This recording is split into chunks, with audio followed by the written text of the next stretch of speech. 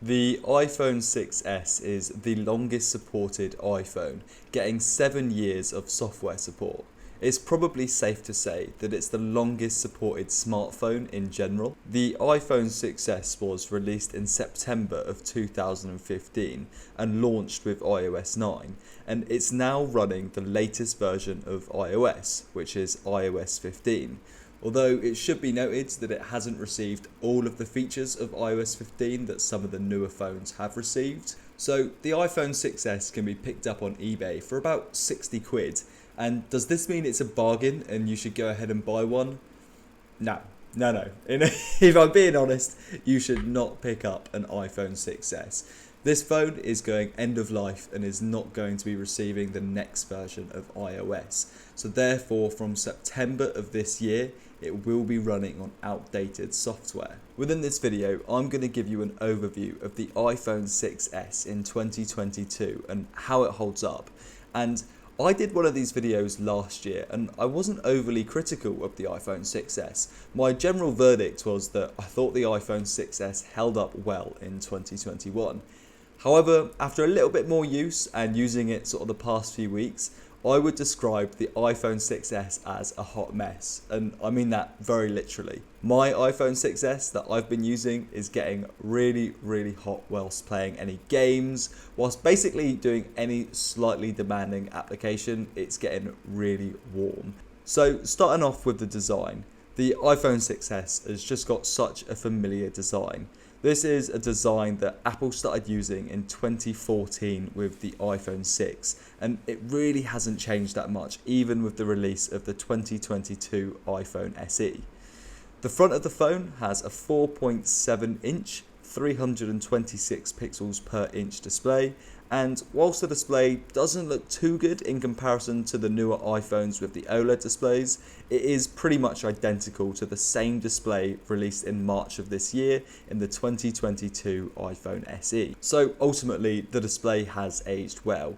It would have been one of the best LCDs available at the time, and 7 years later, it's still looking pretty good. This display also features 3D Touch, which is a feature that Apple has since discontinued, but I think it's a really great feature and I used to use it all the time when I was using an iPhone 6s. Below the display is the Touch ID sensor, which is really fast and holds up well, and I'm going to be honest, I'd still rather be using a Touch ID sensor than Face ID today.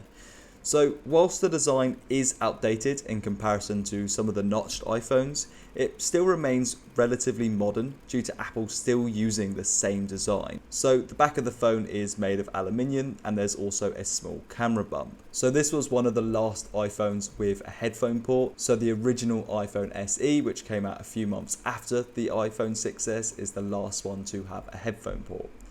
So moving on to performance. Performance on this iPhone is a little bit of a mixed bag. So for short stints of usage, it works relatively well.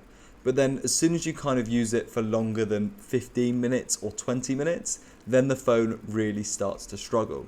So the iPhone 6s is powered by the A9 chip and 2GB of RAM. This iPhone received the latest version of iOS, which is iOS 15, although it has received a slightly lighter version with a few iOS features not present with this iPhone. Features like visual lookup, live text reading, portrait mode in FaceTime, and immersive walking navigation won't be available on the iPhone 6s as they require the A12 chip at a minimum. If your phone usage is relatively low, such as literally just sending texts and calling people, then you'll find that this phone works fairly well in 2022 and is able to do the essentials. However, if you want to do something even slightly more demanding, you're going to start to notice the age of this phone. I found that even simple things like scrolling through the operating system or opening apps is painfully slow in 2022, especially when compared to the newer iPhones. It must be said that the iPhone 6s still does run pretty much any game in the App Store, so I've been playing a little bit of Call of Duty on this phone just to test it out, but that doesn't mean that it runs well. It will rinse through the battery very fast, the phone will get very hot, and you will start to drop a few frames here and there. Ultimately, the performance of this iPhone is acceptable for very light usage, but it will start to struggle for any more demanding application.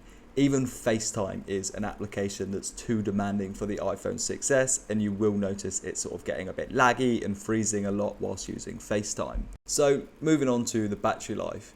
If you own an iPhone 6s in 2022, you have got to have changed the battery. Otherwise, I imagine it's an awful experience. This iPhone 6s that I've got has still got the original battery that came new in the phone. It barely lasts a couple hours of really light usage. 20 to 30 minutes of playing any games, you'll go from 100% down to 20%. I mean, to give this iPhone a little bit of credit, it does last a long time if you're just leaving it on standby mode. So let's take a look at the camera. And in my opinion, the camera on this phone is part of the phone that's held up the best. And it's still probably better than brand new low-end Android phones. So the main camera is a 12 megapixel shooter and can record 4K 30 video or 1080p 60 video. When this phone came out, it would have been the best camera that you could have got on a smartphone. And whilst it's certainly nowhere near being the best camera in 2022, it does hold up fairly well. In good lighting conditions, you can get some nice photos on the main camera, and these photos will be very good at just sort of capturing your memories and looking back on in the future. Where the iPhone 6s will fall short is in tough lighting.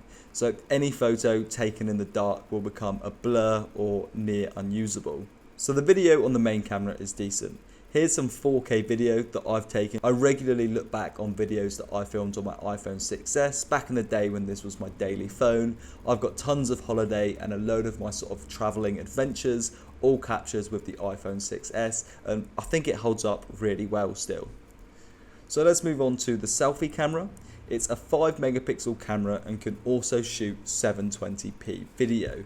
This camera obviously isn't amazing, but it's acceptable for taking selfies, and it's also good enough for the occasional FaceTime call. So to conclude, whilst I definitely can't recommend that you go out and buy an iPhone 6s in 2022, it really is amazing that Apple has supported this phone for so long.